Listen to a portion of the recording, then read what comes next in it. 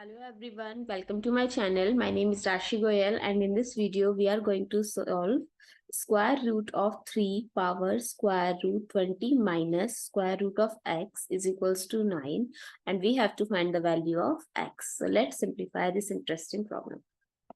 Now square root of n we can write it as n power 1 by 2. So similarly 3 power 1 by 2 times square root 20 minus square root of x is equals to 9. We can write it as 3 square. Now we know that if the base are equal, their power are also equal. So 1 by 2 times square root 20 minus square root of x is equals to 2.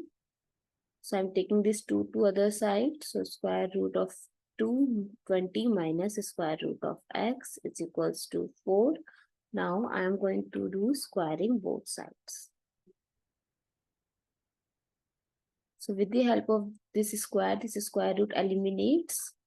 So 20 minus square root of x is equals to 16. Now again 20. I'm taking this 16 to this side and square root of x to other side. So 4 is equals to square root of x. Now again squaring both sides. So 16 is equals to x. So the value of x is 16. I hope it's clear and you find it useful. So please give us a thumbs up and do subscribe to my channel. Stay tuned.